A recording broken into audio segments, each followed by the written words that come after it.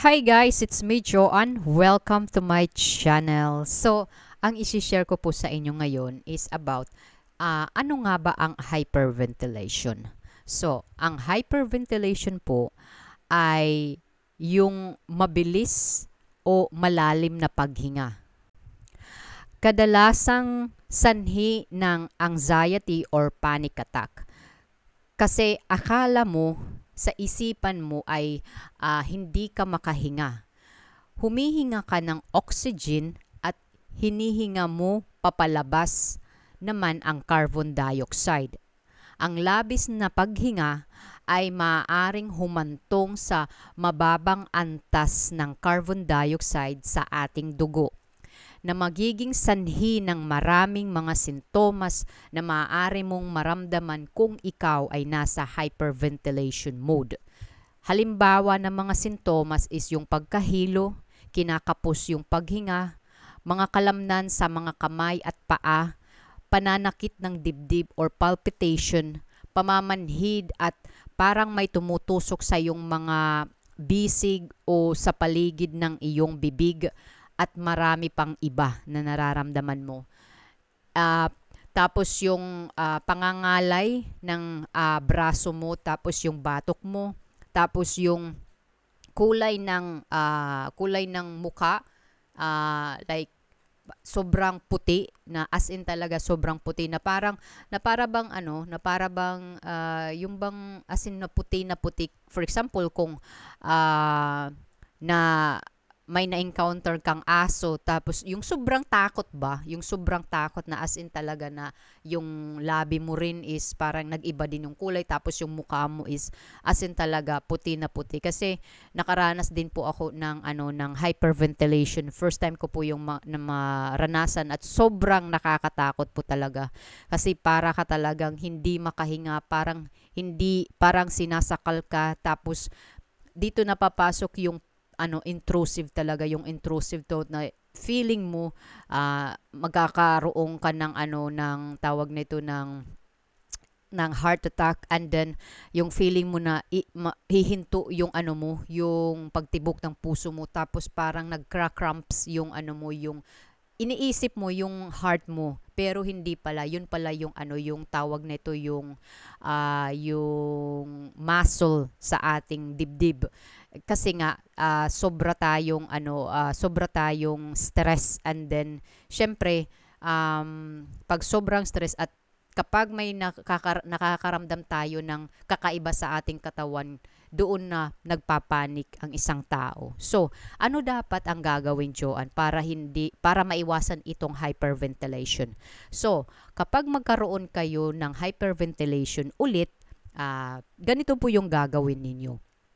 Huminga po kayo ng dahan-dahan gamit ang iyong ilong. Like ganito po. Tapos, hindi po dapat gamitin ang iyong bibig. Kasi pag ginamit ninyo yung bibig like ganyan, magkakaroon po kayo ng hyperventilation. Kasi ganun po yung tawag nito. Kasi kapag yung isipan natin, kumbaga, nagbibigay siya ng alarm na hindi ka nakakahinga, hindi ka nakakahinga. So, yung reaction mo is ganun. Para kang as in talaga na parang naghahabol ka ng hinga, pero hindi po yun maganda kasi humihinga ka ng oxygen, tapos doon nagiging sanhi na nagkakaroon ka ng pagkahilo. So, ang dapat mong gawin, dapat huminga ka ng dahan-dahan, yung gamit ng ilong lang na. Tapos yung pagkatapos noon, huminga ka ng dahan-dahan sa pamamagitan ng maliit na butas sa pagitan ng mga labi, like hihinga ka ng malalim gamit ang ilong mo. Gagawin mo ito na.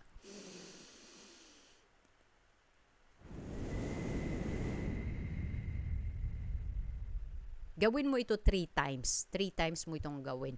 Wag na wag mong gagamitin yung bibig mo na ganun, hindi, kasi magkakaroon ka talaga ng hyperventilation, kasi automatic talaga sa ating isipan magbibigay ng signal yan na hindi ka nakakahinga. So yung gagawin mo, kasi yung nasa isipan natin is hindi ka makahinga, so yung gagawin mo is automatic Ganon. So, hindi dapat ganon. Kasi magkakaroon ka lalo. And like now, when I do that, na nararamdaman ko yung ano, yung tawag nito, yung parang may, yung parang may tumutusok sa aking mga daliri. So, hindi dapat ganun. Kasi, yun talaga, matri-trigger lalo yung isipan mo. Kasi, iniisip mo na hindi ka nakakahinga. So, yun dapat ang gawin ninyong ganitong breathing exercise na huminga ng dahan-dahan gamit ng ilong.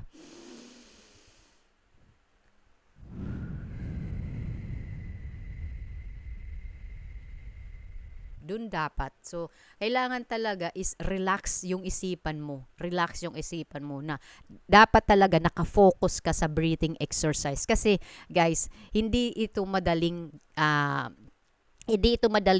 gamitin lalo na kapag nasa hyperventilation mood ka at nasa panic attack ka. Mahirap kang makafocus. So, kailangan talaga ma, ma, maano yung focus mo, kumbaga matibay yung focus mo. At hindi lang ito dapat gawin sa isang beses. Sasabihin mo, Juan, hindi yan tumatalab sa akin. Dapat araw-arawin mo. Dapat gawin mo itong parang exercise na parang routine. Kasi nga, pag umatake yung hyperventilation mo or yung panic attack mo or anxiety or stress man yan, alam mo na yung gagawin mo. Kasi yung ano mo, kumbaga yung utak mo, nakaano na siya, kumbaga naka-record na siya sa utak mo. So, alam na niya ang kanyang gagawin. So, yun dapat. Sana makatulong ito sa inyo. Kunting tips lang po ito. And then, disclaimer lang po, hindi po ako psychiatrist. Isa rin po akong nakaranas ng hyperventilation. At alam ko po yung mga nararamdaman po ninyo. At ito po ang binibigay ko sa inyong tips. At paalala lang po, kapag nasa mataas na talaga kayo ng hyperventilation mood or nasa panic attack mood or anxiety, dapat po kayong huminto, umupo muna at ikalma yung sarili ninyo. And then kapag kaya nyo na, you have to do this breathing exercise. Kasi hindi po ito magwo-work kapag yung isipan mo is maraming iniisip. Imbis na makakatulong sa'yo is lalo pong lalala. So, thank you so much. Sana magustuhan po ninyo and have a nice day.